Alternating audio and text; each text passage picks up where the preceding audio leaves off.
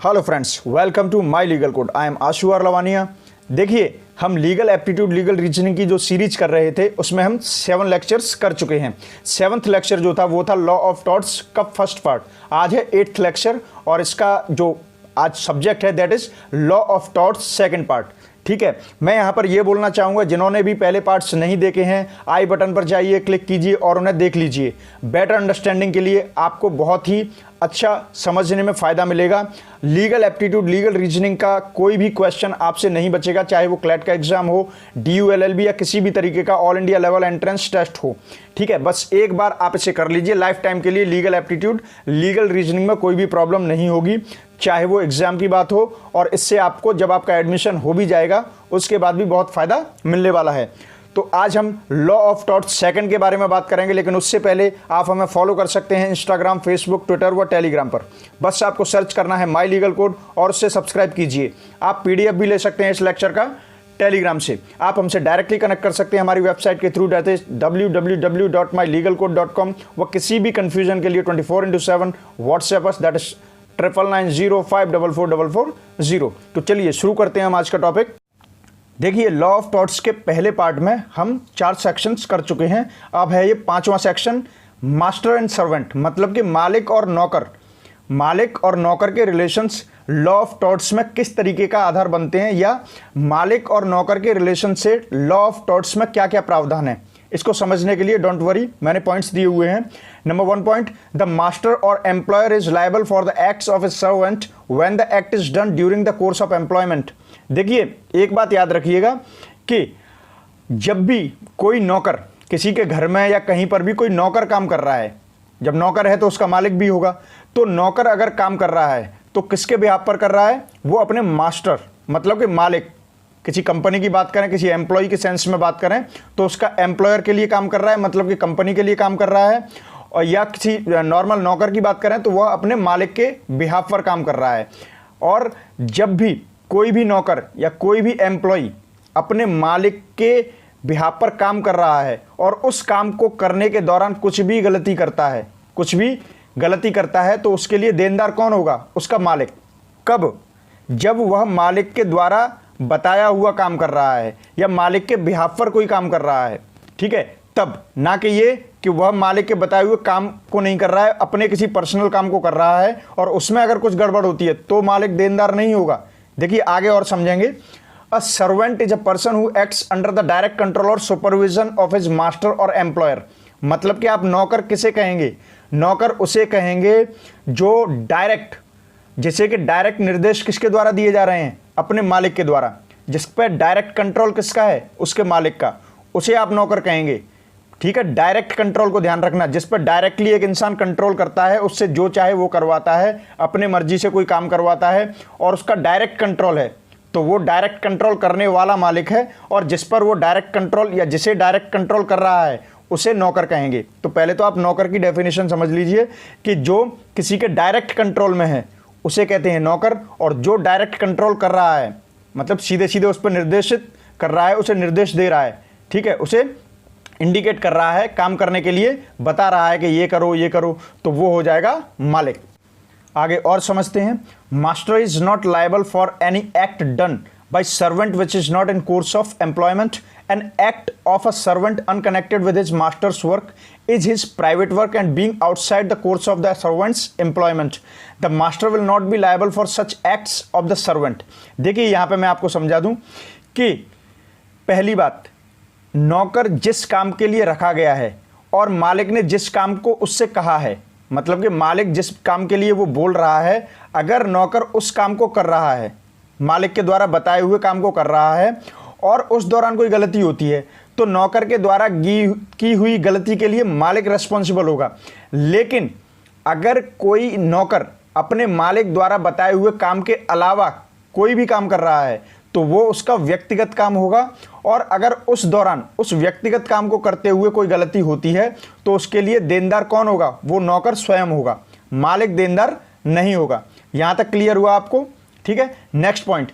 Further, if the tort is committed by an independent contractor providing his services to an employer, generally the employer shall not be liable for the torts of independent contractor. An independent contractor is a person who acts independently and not under the direct control of the employer. तो यहां पर पहले वाले point को और समझने के लिए क्लैरिटी लाते हैं। देखिए, अगर मान लीजिए कोई एम्प्लॉयर है, तो आपको पता होगा कि बड़ी बड़ी कंपनीज में बहुत सारे इंडिपेंडेंट कॉन्ट्रैक्टर भी होते हैं, मतलब स्वतंत्र कॉन्ट्रैक्टर। मतलब कुछ लोग कॉन्ट्रैक्ट करते हैं लेकिन वो काम स्वतंत्र रूप से करते हैं, मतलब कंपनी उन्हें डायरेक्ट नहीं करती है, कंपनी बस किसी काम के लिए उन्हें कॉन्ट्रैक्ट दे देती है। कंपनी को मतलब है कि वो काम करके लाके उन्हें सही टाइम पर और उनके द्वारा एक्सपेक्टेड टाइमिंग पर एक्सपेक्टेड वर्क करके लाके दे। इसके अलावा वो काम कैसे होगा, क्या करेगा, वो उस कॉन्ट्रैक्टर के ऊपर है। तो इसका मतलब क्या है, कॉन्ट्रैक्टर इंडिपेंडेंट है, स्वतंत्र है, बस कंपनी को उसके द्वारा किए गए काम से मतलब है। अब वो कैसे करे, वो कैसे मतलब अपना टाइम डिसाइड करे, किस तरीके से मैकेनिज्म करे, वो कॉन्ट्रैक्टर बिल्कुल स्वतंत्र है। ठीक है, तो यहां पर सबसे पहली बात याद रखनी है कि उस कंपनी के वो डायरेक्ट कंट्रोल में नहीं है, वो इंडिपेंडेंट है, बस कंपनी को काम से मतलब है और कॉन्ट्रैक्टर को काम करके देने से मतलब है। ठीक है, तो यहां तक क्लियर हुआ। तो यहां पर क्या बात सबसे पहले आई कि कंपनी के डायरेक्ट कंट्रोल में नहीं है। अब आगे देखते हैं। अब मान लीजिए ऐसे केस में अगर कॉन्ट्रैक्टर से कोई भी गलती होती है, कॉन्ट्रैक्टर से कोई भी गलती होती है तो उसके लिए कंपनी देनदार नहीं होगी। क्यों? क्योंकि मैं बार बार कह रहा हूं कि कंपनी के डायरेक्ट कंट्रोल में काम नहीं कर रहा है वो कॉन्ट्रैक्टर। कॉन्ट्रैक्टर इंडिपेंडेंट है, तो उसके द्वारा किए हुए किसी भी काम के लिए कंपनी देनदार नहीं होगी, क्योंकि यहां पर मास्टर एंड सर्वेंट रिलेशनशिप है ही नहीं। सर्वेंट एंड मास्टर रिलेशनशिप कब होती है?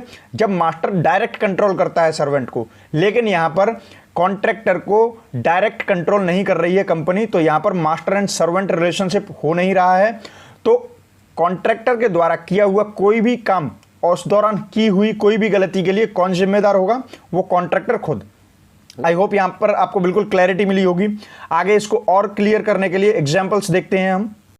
तो एग्जाम्पल्स का जो पहला पॉइंट है, that is A engages B as a driver of his car, while driving the car B negligently knocks down C, A is liable to C as B is his servant. देखिए यहां पर सीधी सीधी बात है कि ए ने B को रखा हुआ है कार को ड्राइव करने के लिए, और बी ने क्या किया, कार को ड्राइव करते वक्त लापरवाही से सी को ठोक दिया। ठोकने का मतलब आप सब लोग जानते हैं, एक्सीडेंट कर दिया। ठीक है, अब यहां पर क्या होगा, इस केस में ए लायबल होगा किसके लिए? सी के लिए। मतलब सी को जो भी नुकसान हुआ है, कंपेंसेशन देना है, वो ए देगा, मतलब कि मालिक देगा। क्यों?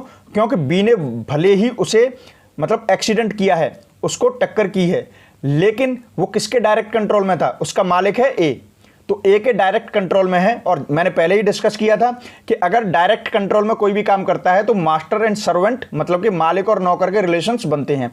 और ऐसे केस में जब नौकर मालिक के द्वारा बताया हुआ काम कर रहा है और उस दौरान कुछ भी गड़बड़ होती है तो मालिक देनदार होता है। तो यहां पर सी को कौन कंपेंसेशन देगा? ए, मतलब कि ए जो है मालिक वो है, कंपेंसेशन देगा सी को जिसका एक्सीडेंट हुआ है। यहां तक क्लियर।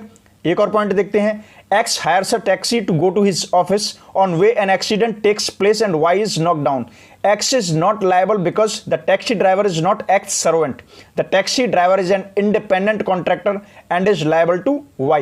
बिल्कुल सिंपल, आपको लैंग्वेज में समझाता हूं कि मान लीजिए आपने ओला या उबर या मेरू कैब, कोई भी मतलब ऐसी जो कैब चल रही हैं, ऐप बेस्ड जो जितनी भी कैब है आपने की, ड्राइवर कैब लेकर के आया, आप उसमें बैठे, मान लीजिए उस ड्राइवर ने किसी को टक्कर मार दी। अब इस केस में आपकी देनदारी नहीं है कि आप उसको मतलब जिसका एक्सीडेंट हुआ है उसे कुछ दें। क्यों? क्योंकि आपके पास जो टैक्सी का ड्राइवर है, ड्राइवर इंडिपेंडेंट कॉन्ट्रैक्टर है, वह आप उसके मालिक नहीं हो, वो आपका नौकर नहीं है। अगर उसने एक्सीडेंट किया है तो देनदारी उसकी होगी, आपकी नहीं। क्यों? क्योंकि वो आपके डायरेक्ट कंट्रोल में नहीं है, वो खुद का एक कॉन्ट्रैक्टर है। बस आपने टैक्सी की है सर्विस लेने के लिए, आपको कहीं जाना है, वो वहां पर आपको छोड़ देगा। कैसे छोड़ेगा, कैसे करेगा, इसके लिए आपने डायरेक्ट उसे कोई कंट्रोल नहीं किया है। तो यहां पर सीधी सीधी बात है, आपने कैब की, कैब आई, कैब वाला आपको आपके डेस्टिनेशन पर छोड़ेगा, आपका बस इतना है, लेकिन वो आपके डायरेक्ट कंट्रोल में नहीं है, तो आप उसके मालिक नहीं हुए। जब आप मालिक नहीं हुए तो आप उसके किए हुए किसी भी काम के लिए देनदार नहीं होंगे। आई होप आपको बिल्कुल क्लियर हुआ होगा आप यहां तक। चलिए एक एग्जांपल और देखते हैं जो आपके एग्जाम के फॉर्मेट में आता है। Legal principal, a master will be liable for the wrongful acts of his servants in the course of employment. एक मालिक अपने नौकर द्वारा कुछ भी गलत किया जाता है उसके लिए देनदार होगा अगर वह नौकर अपने मालिक द्वारा बताए हुए काम को कर रहा है। मतलब यहां तक क्लियर हुआ। अब फैक्चुअल सिचुएशन को देखते हैं। Maria was an old widow who opened an account with the Indian Overseas Bank whereby she would deposit ₹5 every day in the bank. Stephen was neighbor who used to collect the amount and deposit them in the bank. Stephen would get a small commission from the bank for the money deposited. One day it was discovered that Stephen, who had not deposited the money for more than 3 months, had vanished with the amount. Maria filed a suit against the bank. Clear मैं आपको समझाता हूं कि मारिया एक विधवा औरत है, ठीक है। उसका इंडियन ओवरसीज बैंक में अकाउंट है, वह ₹5 प्रतिदिन उसमें जमा करती है। एक स्टीफन नाम का व्यक्ति है जो उसका पड़ोसी है। वो क्या करता है कि उस पैसे को उससे लेकर के डेली बेसिस पर उसकी बैंक में जाकर जमा कर देता है। उसे बैंक की तरफ से थोड़ा सा कमीशन मिल जाता है, ठीक है। लेकिन एक बार जब मारिया बहुत टाइम बाद बैंक वगैरह जाके जांच पड़ताल करती है तो उसे पता लगता है कि स्टीफन ने 3 महीने से कोई भी अमाउंट जमा नहीं किया है बैंक के अकाउंट में और वह गायब हो गया है। अब इस पर मारिया क्या करती है, उसने बैंक के खिलाफ एक याचिका दायर कर दी, मतलब एक केस लगा दिया। अब यहां पर कुछ ऑप्शंस हैं, उनको देख करके आपको डायरेक्ट आंसर तक पहुंचना है, करेक्ट आंसर तक पहुंचना है। तो चलिए शुरू करते हैं। A, bank would not be liable because Stephen was not an employ of the bank. Bank देनदार नहीं है क्योंकि स्टीफन बैंक का एम्प्लॉय नहीं था। B, bank would not be liable for the failure of Maria to check the balance in her account. Bank liable नहीं है क्योंकि मारिया इस बात में अगर फेल होती है कि उसने अपना अकाउंट बैलेंस चेक नहीं किया तो इसके लिए बैंक लायबल नहीं है, इसमें मारिया की गलती है। Next, bank would be liable because Stephen was paid commission by the bank for doing this work. Bank यहां पर लायबल होगी क्योंकि स्टीफन को बैंक उसके काम के लिए कमीशन देती थी। And D, none of this above, इनमें से कोई नहीं। तो देखिए करेक्ट आंसर होगा यहां पर ए। ए क्यों होगा? Bank would not be liable because Stephen was not an employ of the bank. देखिए यहां पर बैंक लायबल नहीं होगी, देनदार नहीं होगी। क्यों? क्योंकि स्टीफन जो है बैंक का एम्प्लॉय नहीं है। सीधी सीधी बात समझो, बैंक का एम्प्लॉय नहीं है। मैं आपको पहले भी बता चुका था कि इन क्वेश्चंस को करते में आपको थिंक करना है, ओवर थिंक नहीं करना है। आपको सिर्फ लीगल प्रिंसिपल के दायरे में रहना है। अपनी मोरालिटी, इमोशंस, अपने सीक्वेंस मैकेनिज्म को यहां पर नहीं लगाना है। सिर्फ लीगल प्रिंसिपल जो बोल रहा है और आप जो पढ़ रहे हैं फैक्ट्स, उनके ब्याह पर ही आपको चलना है और उसके द्वारा आपको जो आंसर सही लग रहा है उसी पर जाना है। तो हमारे पास जो ए ऑप्शन है, bank would not be liable because Stephen was not an employ of the bank, मतलब स्टीफन देनदार नहीं, वो बैंक देनदार नहीं होगी क्योंकि स्टीफन डायरेक्ट कंट्रोल में नहीं था किसके? बैंक के। स्टीफन एक फ्री था, मतलब वो पैसे जमा करता था, उसे कुछ कमीशन मिल जाता था, लेकिन बैंक उसकी मालिक नहीं थी, वो बैंक के डायरेक्ट कंट्रोल में नहीं था, इसलिए बैंक इसके लिए देनदार नहीं होगी। बैंक उसकी स्टीफन की मालिक नहीं है, और जब मालिक नहीं है तो मालिक देनदार नहीं होगा। जब मालिक है ही नहीं तो वो देनदार क्यों होगा? यहां तक आपको क्लियर हुआ। नेक्स्ट, प्रिंसिपल एंड एजेंट, ठीक है। देखिए बहुत से आपको पता होगा, बहुत सी एजेंसी होती हैं, वो एजेंट के थ्रू काम करवाती हैं, उनके भी कुछ रिलेशंस ऐसे ही होते हैं। He who acts through another acts himself, जो अगर किसी के बिहाफ पर अगर कोई काम करता है तो वो उसने नहीं किया है, उसने जिसके बिहाफ पर काम किया है इसके लिए वो जिम्मेदार है, जिसके बिहाफ पर काम हो रहा है। एग्जैक्टली ये है कि अगर आप किसी के कहने पर किसी के बिहाफ पर कोई काम कर रहे हैं तो वो आप नहीं कर रहे हैं, आप जिसके बिहाफ पर कर रहे हैं ये उसके द्वारा किया हुआ काम माना जाएगा। अब principal acts through his agents, देखिए अगर मान लीजिए कोई एक्ट है, कोई मेन काम है, एजेंट्स के थ्रू किया जा रहा है, ठीक है, तो यही बात है, एजेंट्स के थ्रू किया हुआ काम एजेंट्स का ही नहीं माना जाएगा, जिसके बिहाफ पर वो एजेंट काम कर रहे हैं उसका माना जाएगा। आप ऐसे इन शॉर्ट समझ लीजिए, मान लीजिए आप किसी LIC कंपनी के लिए काम कर रहे हैं, आप उसके एजेंट हैं, ठीक है, आप उसके बिहाफ पर काम कर रहे हैं, उसके डायरेक्ट कंट्रोल में काम कर रहे हैं, और आप तो एजेंट्स के साथ कोई भी गड़बड़ी होती है तो उसके लिए डायरेक्ट LIC कंपनी जिम्मेदार होगी, ठीक है। क्यों? क्योंकि मालिक कौन है? प्रिंसिपल कौन है? LIC company. आप कौन हो? एजेंट। आपको कंट्रोल कौन कर रहा है? LIC company. तो प्रिंसिपल है LIC कंपनी, आप हैं उसके एजेंट। अब आप मान लीजिए अपने किसी एजेंट बन करके गए, आप अपने किसी कस्टमर से या किसी भी पॉलिसी होल्डर से गड़बड़ कर देते हैं, तो आपके लिए उसके साथ किए हुए गलत काम के लिए आप जिसके एजेंट हो, जिसके ऑथोराइज्ड एजेंट हो, उससे बात करेंगे वो, और उनके लिए देनदारी उस प्रिंसिपल की होगी, ठीक है। तो इसीलिए कंपनियां भी एजेंट्स को बहुत सोच समझ करके, बहुत ऑथेंटिकेट करके रखती हैं, क्योंकि उन्होंने थोड़ी सी भी कोई गड़बड़ कर दी अपने पॉलिसी होल्डर्स या कस्टमर्स के साथ, तो उसके लिए देनदार कौन होगा? प्रिंसिपल, मतलब कि LIC कंपनी, जैसा कि मैं एग्जाम्पल बता रहा हूं, उसमें LIC कंपनी ही उसकी जिम्मेदार होगी। Next, therefore the acts of the agent are the acts of principal himself. वही बात है, एजेंट द्वारा किया हुआ काम प्रिंसिपल, जो मतलब जिसके लिए वो काम कर रहे हैं, उसके द्वारा किया हुआ माना जाएगा। Provided the acts done by the agent are in the ordinary course of business और as per the agreement of the agency.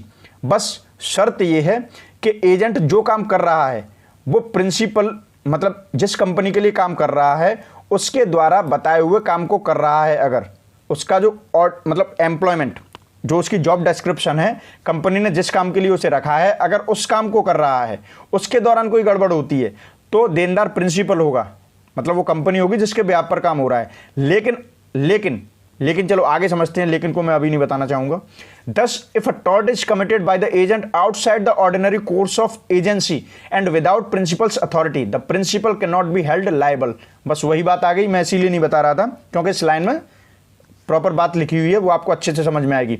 अगर एजेंट कोई ऐसा काम कर रहा है जो उसकी कंपनी द्वारा बताया हुआ नहीं है, जिसके लिए कंपनी ने उसे नहीं रखा है, तो वह उसका प्राइवेट काम माना जाएगा, वह उसका व्यक्तिगत काम है, ठीक है। अगर मान लो कोई वो ऐसा काम कर रहा है जिसके लिए कंपनी ने उसे रखा है, तो उस कंपनी का काम कर रहा है, तो उस कंपनी को काम को करते हुए अगर कुछ गड़बड़ होती है तो कंपनी लायबल है। अगर वह कंपनी द्वारा बताए हुए या कंपनी के लिए काम नहीं कर रहा है, अपना कोई और काम कर रहा है, तो वो उसका व्यक्तिगत काम माना जाएगा, और उस दौरान अगर कुछ गड़बड़ होती है तो उसके लिए कंपनी यानी कि प्रिंसिपल लायबल नहीं है, देनदार नहीं है। यहां तक बिल्कुल clear. Next, partners in partnership firm. आपने देखा होगा कि कई पार्टनर्स मिलकर के एक फर्म ओपन करते हैं, कोई कंपनी को एस्टेब्लिश करते हैं और अपने बिजनेस को रन करते हैं, तो इसमें भी कुछ प्रॉब्लम्स आती हैं, ये भी टॉर्ट का मामला है। अब प्रॉब्लम्स आती क्या क्या हैं उन पर डिस्कस करते हैं। The point is every partner is liable jointly with all the other partners and also in individual capacity for the acts of the firm or any partner representing the firm. So every partner is an agent of all other partners and his act binds all if it is done in the course of partnership business। देखिए यहाँ पर याद रखिएगा कि एक कोई business जो partnership में ओपन किया जाता है तो उसके सारे पार्टनर्स हर एक्टिविटी के लिए लायबल होते हैं जॉइंटली, ठीक है। अब इसका मतलब क्या है वो भी आपको समझा देता हूं। देखिए मैं आपको एक एग्जांपल के तौर पे बताऊं कि मान लीजिए कोई फर्म किसी ने एस्टैब्लिश की, उसमें कई सारे पार्टनर्स हैं, ठीक है। अब उसमें उस फर्म से रिलेटेड जो भी पॉलिसीज वगैरह हैं या जिससे भी लेकर के ट्रेड बिजनेस जिससे भी रिलेटेड वो फर्म है, उस कोर्स ऑफ बिजनेस को करते वक्त कोई भी सिंगल पार्टनर भी अगर कुछ कर रहा है तो चाहे गड़बड़ हो चाहे कुछ भी हो, उसके लिए सारे पार्टनर्स जिम्मेदार होंगे। ऐसा नहीं है कि अगर 4 पार्टनर ने कोई ओपन किया है बिजनेस तो 2 ने पैसा लगा दिया, वो घर में आराम से सोने में लगे हुए हैं। अगर वो 2 पार्टनर्स जो बिजनेस को रन कर रहे हैं वहां पर एट प्रेजेंट मतलब वहां पर अवेलेबल रहते हैं, उस बिजनेस को डिस्पेंस कर रहे हैं और मतलब उसकी सर्विसेज को दे रहे हैं, कुछ भी उसे परफॉर्म कर रहे हैं, तो ऐसा नहीं है उन्होंने कुछ गड़बड़ कर दिया तो सोने वाले लोग हैं वो बच जाएंगे, नहीं। पार्टनरशिप में अगर कोई बिजनेस है तो हर पार्टनर के काम के लिए जॉइंटली सारे पार्टनर्स जिम्मेदार होंगे। आई होप यहां तक क्लियर हुआ होगा आपको। नेक्स्ट देखिए एक एग्जांपल देखते हैं। A banking firm comprising many active and sleeping partners has certain securities deposited with it by a customer for safe custody. One partner fraudulently disposes of these securities. It was held that all the partners including those who are sleeping or dormant partners were liable. देखिए वही बात है कि एक banking firm है, उसमें मान लीजिए कुछ तो एक्टिव पार्टनर्स हैं, मतलब उसके एक्टिव और स्लीपिंग का मतलब ये है कि उसमें मान लीजिए जैसे कि कुछ भी पार्टनर्स हैं, उसमें से कुछ पार्टनर्स तो बिल्कुल एक्टिव रहते हैं, रन कर रहे हैं बिजनेस को, लेकिन कुछ सोते रहते हैं, उनको ध्यान नहीं देना होता कि क्या चल रहा है क्या नहीं चल रहा है, रेस्ट पार्टनर्स अपना काम करने में लगे हुए हैं। तो ऐसे में मान लीजिए उनकी बैंक में कोई व्यक्ति आता है और अपनी कोई किसी भी सिक्योरिटीज़ को मतलब वहां पर उनकी सेफ कस्टडी में अपनी किसी भी वैल्यूएबल चीज को सिक्योरिटी में रखता है, ठीक है, ताकि वो सुरक्षित रहे, उनकी कस्टडी में रहे, ठीक है, एज ए कस्टमर आता है। लेकिन उनका एक पार्टनर क्या करता है बैंकिंग फर्म का, वो फ्रॉडुलेंटली मतलब बेईमानी करते हुए उनकी सिक्योरिटीज को चुरा लेता है या डिस्पोज कर देता है। ठीक है, तो अब इसमें क्या होगा, इसमें एक बात याद रखिएगा कि भले ही स्लीपिंग पार्टनर्स हैं जो ज़्यादा बिजनेस पे ध्यान नहीं देते हैं, लेकिन वो बिजनेस के पार्टनर्स हैं, तो ऐसा नहीं है जो एक्टिव पार्टनर्स हैं वही लायबल होंगे। उनके साथ साथ जो एक्टिव नहीं है, जो बिजनेस पे ध्यान नहीं भी देते हैं लेकिन पार्टनर्स हैं, उन सब पर गाज गिरेगी और उन सबको मतलब उसकी देनदारी उस कस्टमर को जिसकी सिक्योरिटी ब्रीच हुई है उसको देना पड़ेगा। ठीक है, यहां तक क्लियर हुआ आपको? Very good. Next, vicarious liability of the state. It is very very very important. Vicarious liability of the state, ये होता क्या है इसको पढ़ते हैं। The vicarious liability of the state for a tortious act committed by a public servant depends upon the distinction between sovereign and non sovereign powers of the state. The government would not be liable for the tortious act for its servants committed in the exercise of sovereign functions. On the other hand, if the tortious act has been committed by a public servant in discharge of duties assigned to him, not by virtue of the delegation of any sovereign power, an action for damages would lie. देखिए यहां पर क्या होता है, vicarious liability होती क्या है state की। देखिए आपको पता होगा कि इसको इस शॉर्ट में बता दूं आपको कि गवर्नमेंट होती है, गवर्नमेंट के लोग काम करते हैं जो सरकारी कर्मचारी होते हैं। ठीक है, तो या वो सरकार के द्वारा दी हुई संप्रभुत्व मतलब सरकार के द्वारा डिस्पेंस की हुई दी हुई जो पावर्स होती हैं उनका भी यूज करते हैं, लेकिन जो सरकार के द्वारा कुछ पावर्स नहीं दी होती हैं वो खुद की जो नॉन सोवरेन पावर्स होती हैं उनको भी यूज करते हैं। मतलब सरकार के द्वारा दी हुई पावर्स को भी यूज करते हैं और जो सरकार पावर्स नहीं देती हैं वो भी पावर्स को यूज करते हैं वो अपने काम को करते वक्त। The government would not be liable for the tortious act of its servants committed in the exercise of sovereign functions. तो कहने का मतलब यह है कि गवर्नमेंट द्वारा जो पावर्स उन्हें दी जाती हैं, गवर्नमेंट द्वारा जो भी उन्हें पावर्स दी जाती हैं उन पावर्स का यूज करते में गवर्नमेंट सर्वेंट्स किसी भी टॉर्टियस एक्ट के लिए देनदार नहीं होंगे। मतलब गवर्नमेंट द्वारा दी हुई सोवरेन पावर्स के लिए मतलब उन पावर्स का यूज करते हुए कोई भी गवर्नमेंट सर्वेंट काम करता है तो किसी भी उस दौरान कोई भी टॉर्टियस एक्ट हो जाता है, क्षतिपूर्ति वाला कोई भी काम हो जाता है, उसके लिए गवर्नमेंट लायबल नहीं होगी। ठीक है, यहां पे आगे बढ़ते हैं कि गवर्नमेंट क्या नहीं होगी, सोवरेन फंक्शंस को डिस्पेंस करते में यानी कि एक्सरसाइज करते में, सोवरेन फंक्शंस को एक्सरसाइज करते में अगर कुछ भी क्षति हो जाती है तो उसके लिए गवर्नमेंट लायबल नहीं होगी।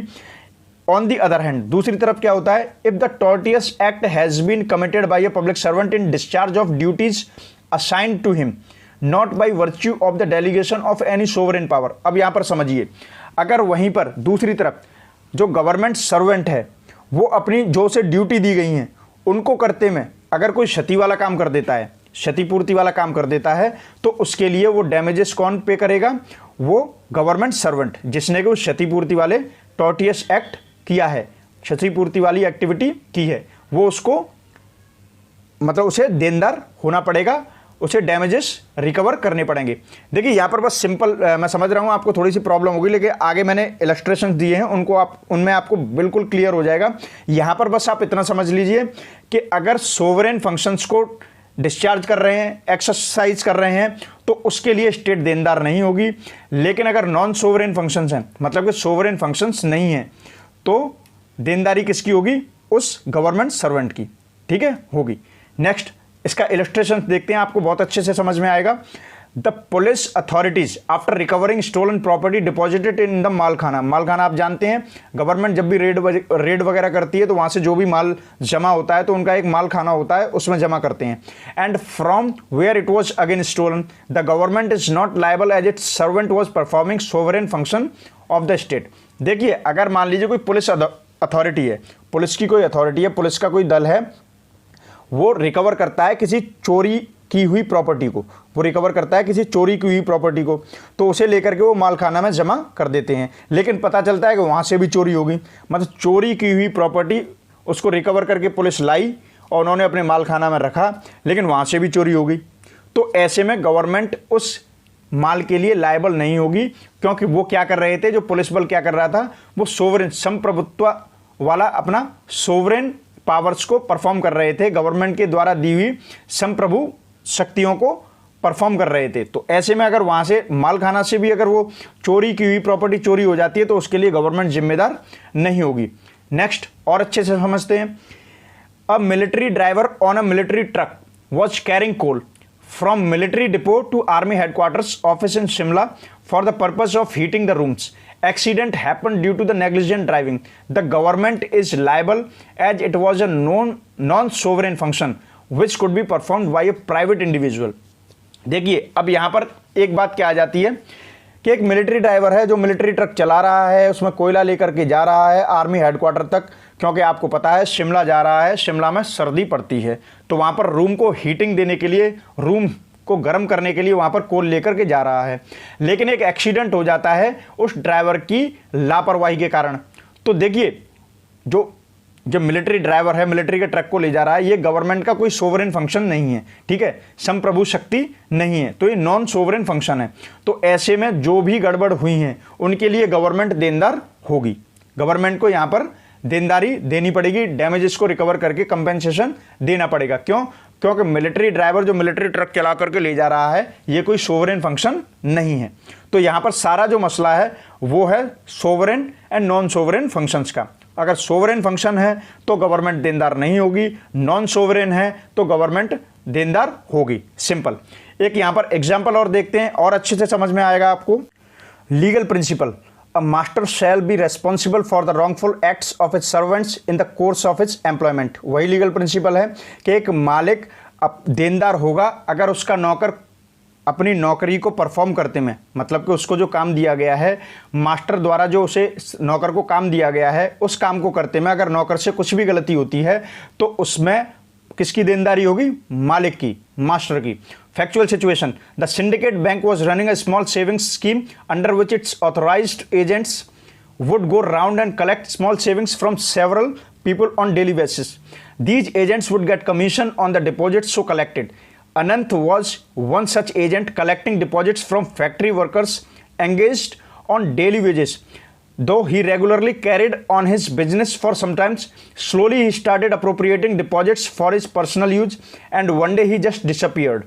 देखिए यहाँ पर मैं आपको इतना बता देता हूँ पहले कि सिंडिकेट बैंक है, उसका एक छोटा सा स्मॉल सेविंग्स स्कीम, मतलब कि छोटा सा बचत स्कीम एक चल रही है, ठीक है, और उसके कुछ अपने ऑथोराइज्ड एजेंट्स हैं उस स्कीम को घर घर पहुंचाने के लिए और उस स्कीम को परफॉर्म करने के लिए, उसमें लोगों को जोड़ने के लिए उनके कुछ अपने प्राधिकृत एजेंट्स हैं, ऑथोराइज्ड एजेंट्स हैं। वो क्या करते हैं, जगह जगह जाते हैं, ठीक है, स्मॉल सेविंग्स के लिए अलग अलग लोगों से मिलते हैं डेली बेसिस पर, और वो एजेंट्स क्या करते हैं, उनसे पैसे लेते हैं, डिपॉजिट करते हैं उनके अकाउंट्स वगैरह में, उनसे मतलब जगह जगह जाकर के डेली बेसिस पर लोगों से पैसा इकट्ठा करते हैं और इन एजेंट्स को क्या मिलता है? कमीशन।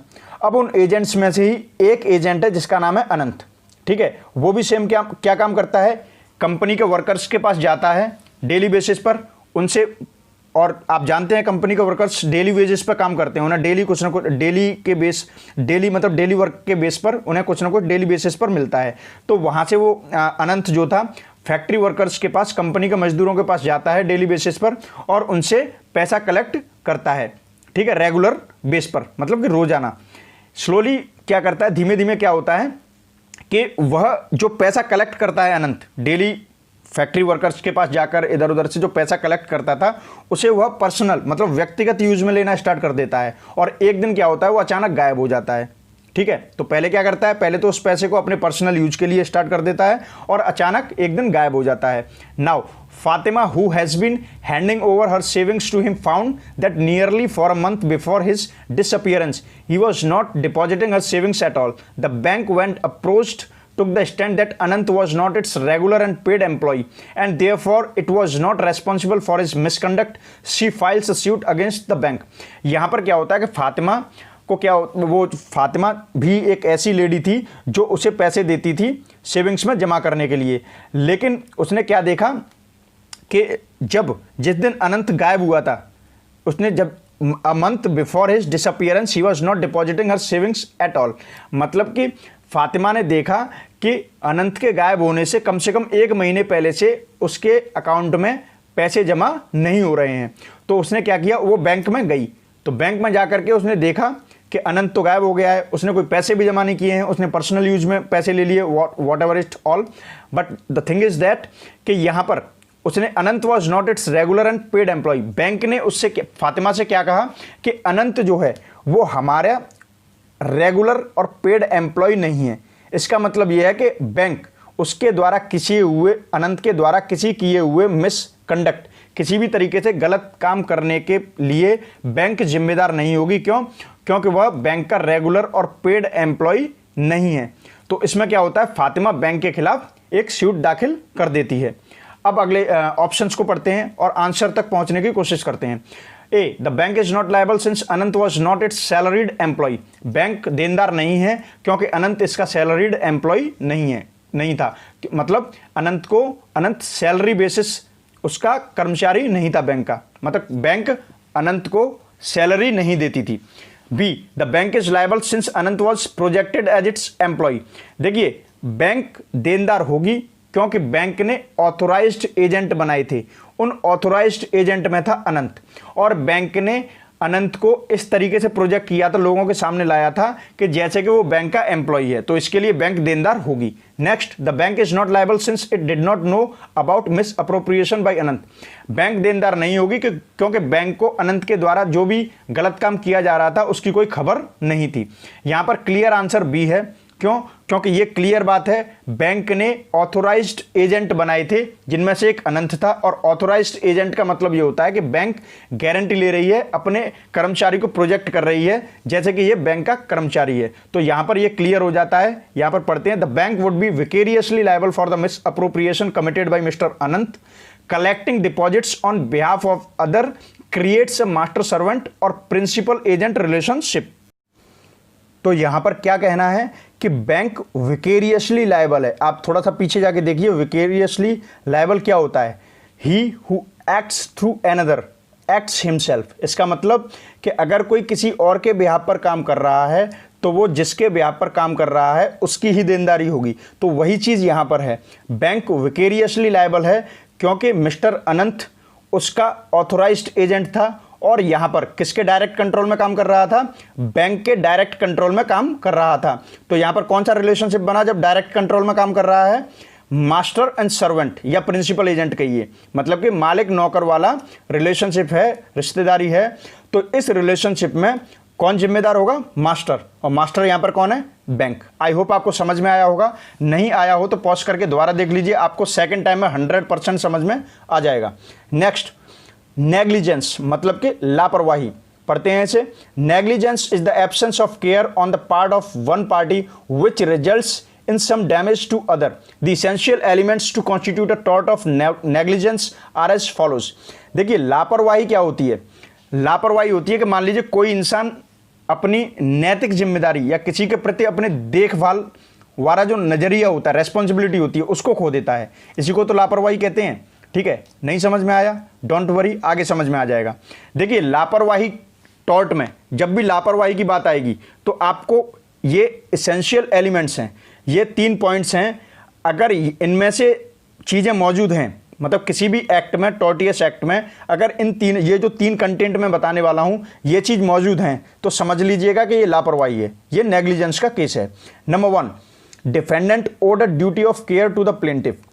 देखिए, हमेशा याद रखना कि जिस पर कि मतलब प्लेंटिफ जो होता है, प्लेंटिफ कहते हैं अर्जीदार को, जो अर्जी करता है, मतलब जिसको प्रताड़ित किया गया है या जो परेशान हुआ है, जो अपील कर रहा है, उसको बोलते हैं प्लेंटिफ। और डिफेंडेंट उसे बोलते हैं जिस पर केस लगाया जाता है और जो बचाव करता है, उसे डिफेंडेंट कहते हैं। तो मतलब कि जो बचाव कर रहा है, सबसे पहले उसकी ड्यूटी ऑफ केयर बनती है। मतलब कि आप अगर कहीं जा रहे हो, कुछ भी कर रहे हो, तो आपको इतना सेंस यूज करना है कि आप कोई एक्ट करने जा रहे हो तो आपको इतना पता होना चाहिए कि आप जो एक्ट कर रहे हो उससे किसी को कोई हानि न हो जाए। इतनी केयर तो बनती है। ठीक है, मान लीजिए कि आप रोड पर जा रहे हो, सामने से कोई फुल स्पीड में किसी टर्न से आ गया और उसने अचानक आपको टक्कर मार दी, तो आप क्या कहोगे? आप यही तो कहोगे कि भाई तुम इतनी स्पीड से आ रहे हो, यहाँ पर कट है, कट पर स्लो हो जाना चाहिए। तो ये क्या है? ये ड्यूटी ऑफ केयर है। आपको जब भी कोई एक्ट करना होता है तो आपको एक केयरफुल तरीके से, दूसरों के लिए भी केयर होना बहुत ज़रूरी है। और जब आप इस केयर को भूल जाते हो तो यहीं पर आता है नेग्लिजेंस, मतलब कि लापरवाही। Next, he made a breach of such duty. जो नॉर्मल लोगों की ड्यूटी होती हैं उनको अगर इंसान तोड़ देता है, नॉर्मल ड्यूटीज़, कोई इतनी बड़ी डिस्पेंस या ऑथोराइज्ड किसी ऑर्गेनाइजेशन की ड्यूटी नहीं, जो आपको नॉर्मल ड्यूटी है एक मानवता की खातिर ह्यूमैनिटेरियन वे में आपकी जो सच नॉर्मल ड्यूटीज़ होती हैं, आप अगर उनको भी तोड़ देते हो तो ये भी लापरवाही होती है। Next, plaintiff suffer damages in consequence there of.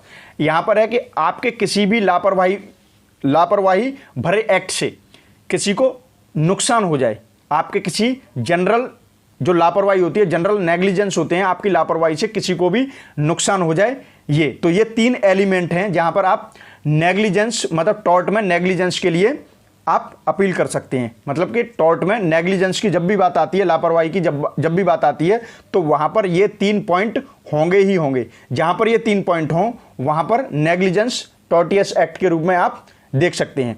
और अच्छे से समझते हैं ड्यूटी ऑफ केयर। जब से हम बात कर रहे हैं ड्यूटी ऑफ केयर की, ये आपको आई थिंक समझ में नहीं भी आ रहा हो तो देखिए यहाँ पर थोड़ा सा डिस्कस कर लेते हैं इसके बारे में। Duty of care means duty to take care. Simple, care करने की एक ड्यूटी होती है, मतलब एक जिम्मेदारी होती है कि आप कहीं पर भी जा रहे हैं तो आपको दूसरों के प्रति केयरफुल होना चाहिए। ऐसा नहीं है कि सिर्फ आप अपने बारे में ही सोचेंगे, आप दूसरों की भी देखभाल के बारे में सोचेंगे अपना हर एक्ट करने से पहले। It means a person shall behave reasonably, be careful and dutiful as a reasonable man should be in like circumstances। देखिए यहाँ पर बात क्या है कि एक पर्सन को, किसी भी पर्सन को बिल्कुल तार्किक होकर के काम करना होता है, देखभाल करके, मतलब केयरफुल, हर वक्त अलर्ट, मतलब कि, और ड्यूटीफुल मतलब कि रेस्पॉन्सिबल। आप ये समझ लीजिए किसी भी परिस्थिति में कोई भी व्यक्ति कुछ भी काम करता है तो उसको ज़्यादा से ज़्यादा केयरफुल रहना होता है कि वो जो एक्ट करने जा रहा है उससे किसी को कोई प्रॉब्लम ना हो जाए। ठीक है, इसी को कहते हैं duty of care, means duty to take care, मतलब दूसरों के प्रति उनकी देखरेख करने वाला नजरिया भी रखना। The concept of duty of care depends upon the facts and circumstances of each case. देखिए ड्यूटी ऑफ केयर वाली जो अवधारणा है, जो कॉन्सेप्ट होता है, ये इस पर भी डिपेंड करता है कि ये कोई भी सिचुएशन हुई है, उस समय सिचुएशन क्या थी, उस पर फैक्ट क्या है और उस समय क्या परिस्थितियां थी, इन चीज़ों को जरूर देखा जाता है। एग्जाम्पल के तौर पर देखते हैं। Number 1, a doctor owing a duty of care to his patient, an employer to his employee and a residence to his neighbour. Doctor है, डॉक्टर का काम क्या होता है, पेशेंट का ट्रीटमेंट करना। तो डॉक्टर को पेशेंट का ट्रीटमेंट करते वक्त उसके प्रति ड्यूटी ऑफ केयर रखना बहुत ज़रूरी है। मतलब कि डॉक्टर की ये जिम्मेदारी है कि वो अपने मरीज के प्रति रेस्पॉन्सिबल रहे, उसकी देखभाल भी करे और उसके बारे में अच्छा सोचकर ही काम करे। ठीक है, तो वहाँ पर डॉक्टर की ड्यूटी ऑफ केयर किसके प्रति बनती है, अपने मरीज के प्रति। एक मालिक की अपने नौकर के प्रति। ऐसा नहीं है कि मालिक ने अपने नौकर को कोई ऐसा काम दे दिया है कि उसमें उसकी जान, वो जानता है कि उसमें उसकी जान जा सकती है, फिर भी उसे वहाँ पर भेज दिया। नहीं, नौकर के प्रति, मतलब नौकरी जिस कंपनी में कोई नौकर कर रहा है तो कंपनी को यानी कि मालिक को अपने नौकर के प्रति भी देखभाल वाला रवैया रखना पड़ेगा। मतलब ये उसकी ड्यूटी है अपने नौकर की देखभाल करना। और रेजिडेंट टू हिज नेबर, आपको पता है जब लोग जहाँ पर रहते हैं तो उनको अपने जो पड़ोसी होते हैं, पड़ोसी के प्रति बहुत सजग रहना पड़ता है। पड़ोसी के प्रति भी हर रेजिडेंट का, हर व्यक्ति का जहाँ पर वो रहता है, अपने पड़ोसी के प्रति एक ड्यूटी होती है उसकी देखभाल करने की।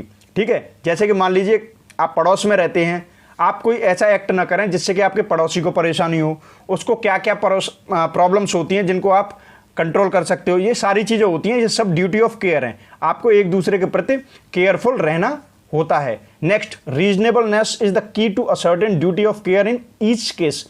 देखिए क्या होता है कि आप कोई भी काम कर रहे हैं तो आपको थोड़ा सा सोचना होता है। मान लीजिए कि आप अभी आपके पास में कोई ऐसा, आपको पता है कि कोई ऐसा व्यक्ति जा रहा है जिसको कि मतलब बाइक देखते ही डर लगने लग जाता है, आप ऐसे समझ लीजिए।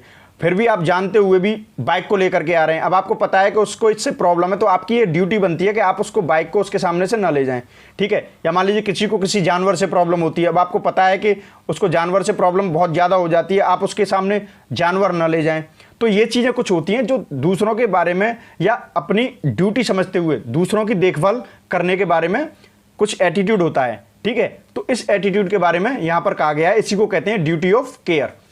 breach of duty to take care means the defendant has not observed due care which is required in a particular situation.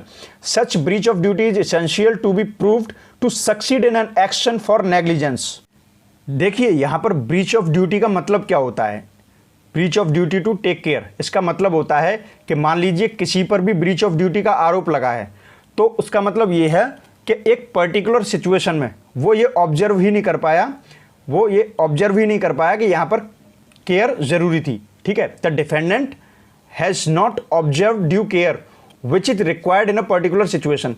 मतलब एक और सिंपल लैंग्वेज में ये समझ लीजिए कि breach of duty to take care का मतलब ये है कि जिस पर आरोप लगा है, जो बचाव कर रहा है, उसे जितनी केयर की ज़रूरत थी एक पर्टिकुलर सिचुएशन में, एक परिस्थिति में, उसने उतनी भी केयर नहीं की, तो इसे कहते हैं उसने ब्रीच ऑफ ड्यूटी किया, मतलब ड्यूटी टू टेक केयर को ब्रीच कर दिया, तोड़ दिया। ठीक है, इसे कहते हैं। लेकिन यहाँ पर ये, क्योंकि ये नेग्लिजेंस का मामला है, लापरवाही का मामला है, यहाँ पर प्लेंटिफ के द्वारा जो उस पर आरोप लगा रहा है उसे ये भी प्रूव करना ज़रूरी है कि सामने वाले ने ड्यूटी ऑफ केयर को ब्रीच किया है। ऐसा नहीं है कि बस आरोप लगा दिया, ये उसकी ड्यूटी है। Plaintiff has to prove about the breach of duty. ठीक है, ब्रीच ऑफ ड्यूटी को प्रूव भी करना बहुत जरूरी है। Next, damage is third essential ingredient to constitute a tort for negligence. देखिए, लापरवाही, टॉर्ट में जब भी लापरवाही की बात करते हैं, लापरवाही का जब भी आरोप लगाया जाएगा तो उसमें सबसे जो एसेंशियल, सबसे ज़्यादा ज़रूरी तत्व है, एलिमेंट है, वो है डैमेज। डैमेज होना चाहिए। ठीक है, एक पार्टी का डैमेज होना बहुत ज़रूरी है लापरवाही के कारण। लापरवाही, जब टॉर्ट में जब हम लापरवाही की बात करते हैं तो सबसे पहले क्या जरूरी है, लापरवाही के कारण कोई ना कोई डैमेज हुआ हो, हानि हुई हो, ये सबसे ज़्यादा जरूरी एलिमेंट है। Even if the defendant owes a duty of care to the plaintiff and makes a breach of duty, no action shall lie for negligence if no damage is caused. आप अगर मान लीजिए किसी पर आरोप लगा रहे हैं नेग्लिजेंस का, लेकिन आपका कोई नुकसान नहीं हुआ है, आप किसी पर भी नेग्लिजेंस का आरोप लगा रहे हैं, आप ये आरोप लगा रहे हैं कि उसने अपनी ड्यूटी ऑफ केयर को नहीं निभाया, लेकिन आपका डैमेज कुछ नहीं हुआ है, मतलब उस पर आप लापरवाही का आरोप तो लगा रहे हैं लेकिन आपका डैमेज कुछ नहीं हुआ है, तो यहाँ पर कोई भी एक्शन नहीं बनता है, यहाँ पर कोई भी एक्शन नहीं बनता है। नेग्लिजेंस में यह बहुत ज़रूरी है कि किसी दूसरी पार्टी का या तीसरी पार्टी का नुकसान हुआ हो, तब आप नेग्लिजेंस का आरोप लगा सकते हैं। If no damage is caused, अगर आपका डैमेज नहीं हुआ है, किसी का भी कोई डैमेज नहीं हुआ है, तो हम नेग्लिजेंस के लिए कोई एक्शन नहीं ले सकते हैं। Further, damage must be reasonably foreseeable and direct result of defendants breach of duty of care. यहाँ पर एक और बात है कि डैमेज जो है वो फोर्सिएबल होना चाहिए, मतलब जिसका अनुमान लगाया जा सके, मतलब एक ऐसा कोई डैमेज होना चाहिए जिसका अनुमान लगाया जा सकता था, आप अंदाज़ा लगा सकते थे कि ऐसा हो सकता है, फिर भी आपने लापरवाही की और डैमेज हो गया। लेकिन अगर आप ऐसा कोई डैमेज होता है जिसका आप अंदाज़ा ही नहीं लगा सकते थे, आप ये सोच ही नहीं सकते थे कि आप जो भी कर रहे हैं उससे किसी का ये नुकसान हो सकता है, ठीक है, अगर आप उसका अंदाज़ा ही नहीं लगा सकते हैं तो यहाँ पर ऐसी ड्यूटी ऑफ केयर की बात नहीं चल रही है। मतलब नेग्लिजेंस में आप तभी कोई एक्शन ले सकते हैं जब कोई भी लापरवाही का एक्ट ऐसा रहा हो जिसके द्वारा अगर कोई डैमेज हुआ है उसका अंदाज़ा लगाया जा सकता था। देखिए, आपको और अच्छे तरीके से मैं समझाता हूँ कि damage must not be too remote that is not capable of being foreseen by a reasonable man. इसका मतलब यह है कि डैमेज ऐसा नहीं होना चाहिए कि आप उसके बारे में कोई आइडिया लगा ही नहीं सकते थे। डैमेज कोई ऐसा नहीं होना चाहिए कि आप उसके बारे में कोई आइडिया लगा ही नहीं सकते थे, और जब आप आइडिया ही नहीं लगा सकते हैं तो आप कैसे कह सकते हैं कि आपने ड्यूटी ऑफ केयर को नहीं निभाया। अभी मान लीजिए कि मैं कोई काम ऐसा करने जा रहा हूं कि मुझे पता ही नहीं है कि मेरे ऐसा करने से ये हो सकता है, नेचुरली मैं उसका आइडिया लगा ही नहीं सकता हूं, तो उसमें मेरा कोई लापरवाही नहीं मानी जाएगी अगर कुछ ऐसा हो जाता है तो। और अच्छे से समझने के लिए मैं आपको 2 पॉइंट समझाता हूं, इसमें आपको बिल्कुल क्लियर हो जाएगा और आपको नेग्लिजेंस और जितने भी टॉर्ट के मैंने वो कराए हैं उसमें कोई भी प्रॉब्लम नहीं होगी। तो पहला पॉइंट डिस्कस करते हैं हम। देखिए, first point is therefore in one case where the defendants chartered a ship carrying drums of petrol due to leakage in drums petrol collected in the hold of the ship, a worker negligently dropped a plank causing a spark resulting a huge fire and damage to the ship। देखिए, यहाँ तक एक बात समझिए कि यहाँ पर defendant हमेशा याद रखिएगा जिस पर आरोप लगा है, और प्लेंटिफ जिसके साथ प्रॉब्लम हुई है, जो आरोप लगा रहा है। डिफेंडेंट किसे कहेंगे? जो अपना बचाव कर रहा है। और तो कोई बचाव कब करेगा? जब उस पर पहले कोई आरोप लगाया जाएगा। तो आरोप लगाने वाला हो जाता है प्लेंटिफ और बचाव करने वाला हो जाता है डिफेंडेंट। तो यहाँ पर डिफेंडेंट क्या करता है? देखिए, ये एक केस है जिसमें कि डिफेंडेंट क्या करता है कि एक पेट्रोल के ड्रम्स को, एक शिप है जिसमें कि पेट्रोल जो होती है आपको पता है इनफ्लेमेबल होती है, उसको लेके जा रहा है, लेकिन एक ड्रम में लीकेज होती है जिसकी वजह से पेट्रोल एक जगह शिप में इकट्ठा हो जाता है। एक वर्कर जो कर्मचारी होता है वो लापरवाही से क्या करता है कि एक प्लैंक होता है, मतलब एक चिंगारी टाइप की, एक जैसे आप समझ लीजिए तीली, ठीक है, एक फेंकता है प्लैंक, जैसे कि कहीं से भी एक चिंगारी टाइप की इमर्ज करने वाला, चिंगारी को प्रोड्यूस करने वाला एलिमेंट या कोई भी ऑर्नामेंट ले सकते हैं, ऐसे प्लैंक करता है और उसका एक स्पार्क होता है, चिंगारी होती है, वहाँ पर चली जाती है जहाँ पर कि वो पेट्रोल जमा हो गया है और ह्यूज फायर, एक बहुत भयंकर आग लग जाती है। शिप को बहुत डैमेज होता है, शिप को क्या बहुत ज़्यादा डैमेज हो जाता है। It was held that the damage to the ship was direct consequence of the negligent act of the defendants of loading broken drums. Defendants were held liable to pay compensation to the shipping company.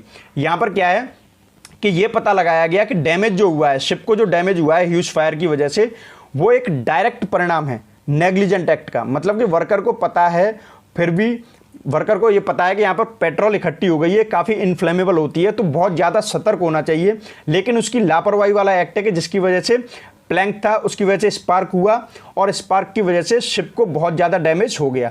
तो ये इसका direct negligent है, direct जानते हुए भी, मतलब इसको समझा जा सकता था, सोचा जा सकता था, इसका आइडिया लगाया जा सकता था, फिर भी लापरवाही की, इसकी वजह से ह्यूज फायर हुआ, ह्यूज फायर की वजह से शिप को नुकसान हो गया। अब इसकी भरपाई शिपिंग कंपनी को दी जाएगी, किसके द्वारा, जिस पर आरोप लगा है, जिसकी वजह से वो ह्यूज फायर हुआ है, जिसने लापरवाही की है, उसको शिपिंग कंपनी को कंपेंसेशन या भत्ता या नुकसान देना पड़ेगा। Next, in another leading case known as the Wagon Mound case, an oil ship in the high seas suffered leakage of fuel oil due to negligence of appellant's servants. The oil spread over, it was carried by tide to the wharf where employees were welding a ship. देखिए ये एक बहुत leading case है, wagon Mound case, याद रखिएगा इसे। इसमें क्या होता है कि एक सर्वेंट की वजह से, यहाँ पर एक शिप होता है, ऑयल शिप मतलब तेल वाला शिप होता है, जिसमें फ्यूल ऑयल होता है, और फ्यूल ऑयल की लीकेज हो रही होती है एक सर्वेंट की लापरवाही से, एक नौकर की लापरवाही से इसमें लीकेज हो जाता है फ्यूल ऑयल का, ठीक है। और ऑयल क्या होता है, जो तेल होता है वो चारों तरफ फैल जाता है, ठीक है। और वहाँ पर देखो वार्फ बोलते हैं घाट, मतलब जो तट टाइप का होता है जहाँ पर शिप वगैरह लगती हैं, वहाँ पर क्या होता है कि वहाँ पर एक एम्प्लॉई एक शिप की वेल्डिंग कर रहा होता है, तो जो शिप की वेल्डिंग कर रहा होता है तो वहाँ से एक स्पार्क होता है और उससे कि जहाँ पर ऑयल स्पिल हुआ था जो शिप में, उसमें आग लग जाती है, मतलब उसमें कैच फायर हो जाता है, उसमें आग लग जाती है और उससे क्या होता है कि वहाँ पर घाट पर और शिप में बहुत डैमेज हो जाता है, बहुत ज़्यादा नुकसान हो जाता है। It was decided that the appellants were not liable as they could not have reasonably foreseen that the floating oil in the high seas would catch fire and damage the wharf and the ship. यहाँ पर यह decide किया जाता है कि जिस servant की लापरवाही की वजह से ऐसा हुआ है वो देनदार नहीं होगा, क्योंकि जो कुछ भी हुआ ये एक foreseeable, you can say foreseeable है, मतलब इसका अनुमान नहीं लगाया जा सकता था कि ऐसे उसकी लापरवाही से ऑयल फैल जाएगा, फिर हम वार्फ पे जाएंगे, वहाँ पर एक एम्प्लॉय वेल्डिंग कर रहा होगा, वहाँ से कैच फायर हो जाएगा। ये सब कुछ अकस्मात हुआ, अचानक हुआ, इसका अंदाज़ा नहीं लगाया जा सकता था, इसका अनुमान नहीं लगाया जा सकता था। तो इसका मतलब क्या है कि ये लापरवाही एक टॉर्ट में ऐसी है जिसका कि अनुमान नहीं लगाया जा सकता था और ना चाहते हुए भी एक इतना बड़ा हादसा हो गया। तो जब अनुमान ही नहीं लगा सकते हम किसी चीज़ का और वो हो गया तो इंसान की वो सोच से ही परे माना जाएगा, और जब सोच से परे माना जाएगा तो उसमें उस ऐसे टॉर्टियस एक्ट में उससे हम क्या एक्शन ले सकते हैं। तो मान लीजिए यहाँ पर कहने का मतलब ये है कि सिंपल जिस घटना का हम अनुमान नहीं लगा सकते हैं, ऐसे में अगर कोई लापरवाही का केस बनता है जिसका हम अनुमान नहीं लगा सकते हैं कि इससे ऐसा हो सकता है, तो ऐसे नेग्लिजेंस टॉर्ट में नेग्लिजेंस के केस को हम कैसे भी अप्लाई नहीं कर सकते हैं। यहाँ पर एक्शन हम नेग्लिजेंस के खिलाफ नहीं ले सकते हैं। आई होप यहाँ तक आपको बिल्कुल क्लियर हुआ होगा। अगर 1% आपको नहीं क्लियर हुआ है तो एक बार इस वीडियो को और देखिएगा, और जिसने पहले के वीडियोस नहीं देखे हैं आप आई बटन पर जाकर क्लिक कीजिए, बेटर अंडरस्टैंडिंग के लिए उन सभी को देखिए और इसे भी देखिए। और ये था हमारा आज का पार्ट 8 और लॉ ऑफ टॉर्ट्स का सेकंड पार्ट। आगे के वीडियोस मैं जल्दी ही अपलोड करूंगा, लेकिन तब तक आप वीडियोस को लाइक कीजिए, कमेंट कीजिए व शेयर भी ज़रूर कीजिए। चैनल को सब्सक्राइब कीजिए, हमसे डायरेक्टली कनेक्ट होइए हमारी वेबसाइट के थ्रू, दैट इज www.mylegalcode.com। व किसी भी कन्फ्यूजन के लिए 24/7 WhatsApp us, the number is 9990544440। For more videos stay tuned. My legal code. Thanks to subscribe. Good luck and bye bye.